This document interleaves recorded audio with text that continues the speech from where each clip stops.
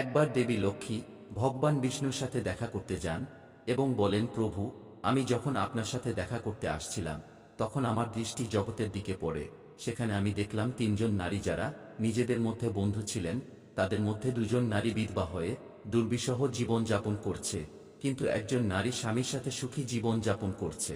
প্রভু, আমি কিছুতেই বুঝতে পারছি না যে এমনটা কেন হয়, তাই আমার মনে তিনটি প্রশ্ন উঠতে শুরু করেছে। আপনি এই তিনটি প্রশ্নের উত্তর দিয়ে আমাকে সন্তুষ্ট করার কৃপা করুন।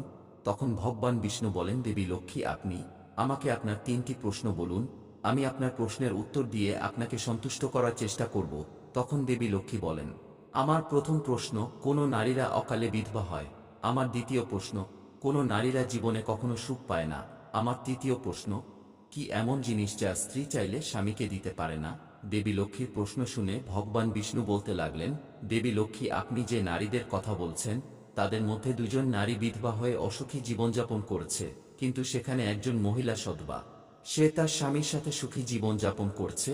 আপনি জানতে চান কেন এমন হয়? তাহলে আপনাকে একটা পবিত্র গল্প বলি। আপনি যদি এই পবিত্র গল্পটি মনোযোগ দিয়ে শোনেন তাহলে আপনি আপনার তিনটি প্রশ্নের উত্তর এই গল্পের মাধ্যমে পাবেন। তাই অবশ্যই মনোযোগ দিয়ে পবিত্র গল্পটি শুনুন। যে এই গল্পটি মনোযোগ দিয়ে শেষ পর্যন্ত শোনে, আমি তার ৩২টি পাপ ক্ষমা করি। তখন মাতা লক্ষ্মী বলেন, প্রভু, আপনি গল্প শুরু করুন, আমি অবশ্যই মন দিয়ে শুনব। তখন ভগবান বিষ্ণু বলেন, হে দেবী, আপনি তিনজন মহিলার মধ্যে যে সধবা মহিলার কথা বলছেন, তিনি স্বামীর সাথে সুখী জীবন যাপন করছে। সেই মহিলাটি আসলে একজন রাজা চাকরের স্ত্রী। সেই চাকরের তার স্ত্রীর প্রতি পূর্ণ আস্থা ও ভরসা আছে যে তার স্ত্রী পবিত্রতা, তাই তিনি তার সহকর্মীদের কাছে বারবার তার স্ত্রী পতিব্রতা প্রশংসা করতেন।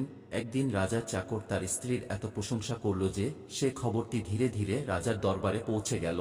তখন রাজা সেই চাকরকে ডেকে বললেন, তুমি সবাইকে বলছো তোমার স্ত্রীর পবিত্রতা, তোমার স্ত্রী কি সত্যিই পবিত্রতা? রাজার কথা শুনে চাকর বলল, আমার পূর্ণ বিশ্বাস আছে এবং তার চেয়েও বেশি বিশ্বাস আছে যে আমার স্ত্রীর সম্পূর্ণ পবিত্রতা। সেই সময় রাজার মহামন্ত্রী বলতে শুরু করেন, আমি যদি তোমার স্ত্রীর পবিত্রতা ধর্ম নষ্ট করি তাহলে তোমার কি শাস্তি হবে? তখন চাকর বলল, আমার স্ত্রীর পবিত্রতা ধর্ম ভঙ্গ করতে পারলে আমাকে মৃত্যুদণ্ড দেবেন, কিন্তু মহারাজ মন্ত্রী মহাশয়, আমার স্ত্রীর পবিত্রতা ধর্ম ভঙ্গ করতে না পারলে তার শাস্তি কি হওয়া উচিত? তখন রাজা বললেন, মন্ত্রীকেও মৃত্যুদণ্ড দেওয়া হবে। মন্ত্রী মেনে নিলেন এবং চাকরকে জিজ্ঞাসা করলেন, আমি কি জিনিস আনবো যাতে আমি বিশ্বাস করাতে পারি যে আমি তোমার স্ত্রীর পবিত্রতা ধর্ম ভঙ্গ করতে সফল হয়েছি? তখন চাকর বলল, মহামন্ত্রী, আমি আমার বিয়ের সময় একটি হাঁড়ি ও একটি সরা পেয়েছিলাম। আমার স্ত্রী সেগুলো খুব যত্ন সহকারে রেখেছে বিবাহের লক্ষণ হিসাবে। আপনি যদি আমার বাড়ি থেকে আমার বিয়ের সময় পাওয়া হাঁড়ি এবং সরা আনতে পারেন তাহলে আমি বিশ্বাস করব আপনি আমার স্ত্রীর পবিত্রতা ভঙ্গ করতে পেরেছেন। এখন এই শর্ত মেনে নেওয়ার পর মন্ত্রী শহরে গিয়ে এক মহিলার সাথে দেখা করে। সেই মহিলা ছিল খুবই দুষ্টু প্রকৃতির। সে সর্বদা একে অপরকে ভেদ করার জন্য কাজ করতেন। মহামন্ত্রী জানতেন আমার কাজ এই মহিলা ছাড়া আর কেউ করতে পারবেন না। অতএব সেই মন্ত্রী নিজের স্বার্থপরতার জন্য সেই দুষ্টু মহিলাকে বললেন, দেখো, রাজার এক চাকরের সাথে আমার বাজি হয়েছে। এই বলে সে তাকে বাজির সব কথা বলল। তুমি যেভাবেই হোক ওই চাকরের স্ত্রীর সাথে আমার যোগাযোগ করাতে পারো, আমি তোমাকে অনেক টাকা দেব। এভাবে মন্ত্রীর কথা শুনে দুষ্টু মহিলা বলতে লাগলেন, ভাই, ওই মহিলার কথা বলবেন না। সেই মহিলা সম্পূর্ণ পবিত্রতা, আপনার কথা বললে সে আমার গায়ে থুতু ফেলবে এবং আপনার চামড়া খুলে নেবে। এরপর মন্ত্রী বললেন, ঠিক আছে, তুমি যদি আমাকে তার সাথে যোগাযোগ করাতে না পারো তবে আমার জন্য একটা কাজ করো, তার বাড়ি থেকে হাঁড়ি এবং সরা চুরি করে নিয়ে এসো এবং যদি তার স্ত্রীর গোপন জায়গায় কোনো চিহ্ন থাকে তাহলে সেটা দেখে এসো। এই কাজটা করতে পারলে তুমি যা পুরস্কার চাইবে আমি তোমাকে দেব। তখন সেই দুষ্টু মহিলা বললেন, ঠিক আছে, আমি অবশ্যই আপনার কাজ করব। এরপর দুষ্টু মহিলা চাকরের বাড়িতে গিয়ে তার স্ত্রীকে বলে, বেটি, আমি তোমার স্বামীর মাসি, অনেক বছর পর এসেছি। তখন মহিলাটি বলল, তোমাকে আগে কখনো দেখিনি তাই চিনতে পারিনি। এরপর সেই পবিত্রতা নারী সেই দুষ্টু মহিলাকে সম্মানের সাথে আদর যত্ন করতে লাগল। এইভাবে সেই দুষ্টু মহিলা দুদিন তার বাড়িতে অবস্থান করল। এরপর একদিন সকালে যখন সেই পবিত্রতা নারীর স্নান করছিল তখন সেই মহিলা চোখ ধোয়ার অজুহাতে পবিত্রতা নারীর চোখে নোংরা জল ছিটিয়ে দিতে সেই মহিলার চোখ বন্ধ হয়ে গেল। সেই সুযোগ এসে দেখে নেয় পবিত্রতা নারীর গোপন জায়গা ডান পাশে একটা তিল আছে এরপর স্নান সেরে ওই পবিত্রতা নারী রান্নাঘরে গেলে সুযোগ পেয়ে চাকরের ঘর থেকে হাড়ি ও সরা চুরি করে দুষ্টু মহিলা সেখান থেকে উধাও হয়ে যায় এবং মন্ত্রীর সাথে দেখা করে হাড়ি ও সরা দিয়ে পবিত্রতার গোপন চিহ্নের কথা জানায়। মন্ত্রী সোজা রাজার দরবারে গিয়ে রাজাকে বললেন, মহারাজ, আমি চাকরের স্ত্রীর সাথে দুদিন কাটিয়ে এসেছি এবং এই হাড়ি ও সরা চাকরের স্ত্রীর হাত থেকে নিয়ে এসেছি। তখন রাজা চাকরকে দরবারে ডাকলেন। এরপর আর মন্ত্রীকে হাড়ি ও সরা দেখাতে বললেন এবং তার স্ত্রীর গোপন জায়গায় তিলের কথা বলতে বললেন। তখন চাকর মেনে নিলে, সত্যিই আজ আমার স্ত্রী পবিত্রতার ধর্ম ভঙ্গ করেছে। এরপর রাজা 5 দিন পর ফাঁসির তারিখ নির্ধারণ করলে পরদিন রাজা চাকরকে ডেকে তার শেষ ইচ্ছের কথা জিজ্ঞেস করলেন। তখন চাকর বলল, আমি আমার স্ত্রীর সাথে শেষবারের মতো দেখা করতে চাই। তখন রাজা তাকে হুকুম দিলেন, ঠিক আছে, তুমি তোমার স্ত্রীর সাথে শেষবারের মতো দেখা করতে পারো। চাকরটি তার বাড়িতে গিয়ে স্ত্রীকে বলল, তুমি আমার ভরসায় বড় বিশ্বাসঘাতকতা করেছ। আমি তোমার ভরসার মন্ত্রীর কাছে এমন শর্ত দিয়েছিলাম যে আপনি যদি আমার স্ত্রীর পবিত্রতার ধর্ম নষ্ট করতে পারেন তাহলে আমাকে ফাঁসি দেবেন। এখন 5 দিন পর আমাকে ফাঁসি দেওয়া হবে। আমার সাথে বিশ্বাসঘাতকতা করে তুমি ঠিক করনি। তখন পবিত্রতা নারী তার স্বামীকে সব বলল, কিন্তু সে বিশ্বাস করল না এবং রাজার দরবারে পৌঁছে গেল। তখন রাজা তাকে আবার কারাগারে বন্দী করলেন। অন্যদিকে চাকরের পবিত্রতা ও ধার্মিক স্ত্রীর ঈশ্বরকে স্মরণ করে নিজেকে ছদ্মবেশ ধারণ করে রাজার দরবারে গিয়ে রাজার কাছে নাচ দেখানোর অনুমতি চাইলেন। ওই মহিলাটি ছিল খুবই সুন্দর। অন্যদিকে রাজারা এসব খুব পছন্দ করেন, তাই রাজা অনুমতি দিলেন যে সকল মন্ত্রীরা উপস্থিত থাকবেন এবং সুন্দরীর নৃত্যে সম্পূর্ণ ব্যবস্থা করা হবে। তখন সমস্ত দরবার মহামন্ত্রী ও রাজা উপস্থিত ছিলেন এবং চাকরের স্ত্রী নাচতে শুরু করলেন। তখন রাজা সেই পবিত্রতার নাচ দেখে মুগ্ধ হয়ে বললেন, তুমি কি চাও?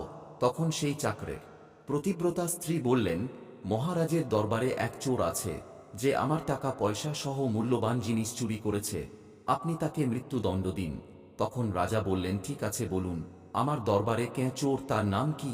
আমি তাকে অবশ্যই মৃত্যুদণ্ড দেব। তখন সেই চাকরের পবিত্রতা স্ত্রী বললে, মহারাজ, আপনার মন্ত্রী চোর, তাকে মৃত্যুদণ্ড দিতে হবে। তখন মন্ত্রী বললেন, মহারাজের শপথ করে বলছি, আমি ওর কাছ থেকে কখনো কিছু চুরি করিনি, আজ পর্যন্ত কখনো ওর মুখ দেখিনি, আমি কিভাবে চুরি করতে পারি? সাথে সাথে পতিব্রতা বলতে লাগলেন, মহারাজ, এই মন্ত্রী বলছেন আমাকে চেনেন না, তাহলে আপনি তাকে জিজ্ঞাসা করুন এই হাঁড়ি ও সরা কোথা থেকে এনেছে। আমি আপনার সেই চাকরের স্ত্রী যাকে আপনি ফাঁসির আদেশ দিয়েছেন। এই মন্ত্রী যদি আমাকে না চেনেন তাহলে কিভাবে আমার পতিব্রতা ধর্ম নষ্ট করতে পারে? আপনি আমার নিরপরাধ স্বামীকে ফাঁসি দেবেন না। এই মন্ত্রী এক দুষ্টু মহিলাকে আমার কাছে পাঠিয়েছিলেন, আমার গোপন চিহ্নের কথা জানতে পেরেছে এবং সেই দুষ্টু মহিলা আমার ঘর থেকে হাড়ি ও ছড়া চুরি করে এনে মন্ত্রীকে দিয়েছে।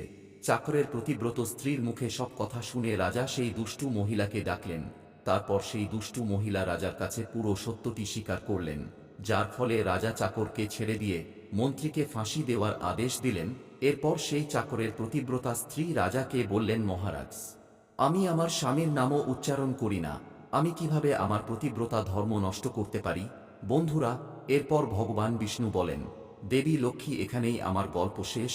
এখন আপনি আপনার 3টি প্রশ্নের উত্তর শুনুন। আপনার প্রথম প্রশ্ন ছিল, কোন স্ত্রী অকালে বিধবা হয়? যে স্ত্রীরা স্বামীর নাম মুখে নেয় তারা অকালে বিধবা হয়, কারণ স্বামীর নাম নিলে স্বামীর আজু কমে যায় এবং সময়ের আগেই তাদের স্বামী মারা যায়, আর তাদের অকালে বিধবা হয়ে দুর্বিষহ জীবন যাপন করতে হয়। আপনি যে 3জন বন্ধুর কথা বলেছিলেন তাদের মধ্যে 2জন ছিলেন বিধবা এবং একজন ছিলেন চাকরের স্ত্রী, যিনি একজন পবিত্রতা মহিলা ছিলেন এবং তিনি কখনো তার স্বামীর নাম উচ্চারণ করেনি। বাকি 2জন মহিলা তাদের স্বামীর নাম ধরে ডাকতেন, যার কারণে তাদের স্বামী আজু কমে যায় এবং তারপর উভয় মহিলায় অকালে বিধবা হয়ে যায় এবং আজ তারা অসুখী জীবনযাপন করছে। তাই মহিলাদের কখনো তাদের স্বামীর নাম উচ্চারণ করা উচিত নয়। এখন আপনার দ্বিতীয় প্রশ্ন হচ্ছিল, কোন নারী জীবনে কখনো সুখ পায় না? যে মহিলারা তাদের স্বামীর অনুমতি ছাড়া কোনো তীর্থস্থানে যায় তারা জীবনে কখনো সুখী থাকে না এবং তারা কখনো তার স্বামীর ভালোবাসা পায় না। এরপর ভগবান বিষ্ণু বলেন, আপনার দ্বিতীয় প্রশ্ন ছিল, কি এমন জিনিস যা স্ত্রী চাইলেও তার স্বামীকে দিতে পারে না? একজন চরিত্রবান নারী কখনোই তার স্বামীকে গালি দিতে পারে না। যে নারী গালি দেয় সে কখনো চরিত্রবান নারী নয় এবং সে নারী সব সময় দুঃখ কষ্ট ভোগ করে। এভাবে 3টি গল্প শোনার পর দেবী লক্ষ্মী তার 3টি প্রশ্নের সম্পূর্ণ রূপে সন্তুষ্ট হয় এবং বলেন প্রভু বাস্তবে একজন ভালো চরিত্রের মহিলা কখনোই অসুখী জীবনযাপন করতে পারে না, কারণ দেবী লক্ষ্মী এমন বাড়িতে বসবাস করে এবং সেই ঘরটি সর্বদা ধন সম্পদে ভরা থাকে। এই ধরনের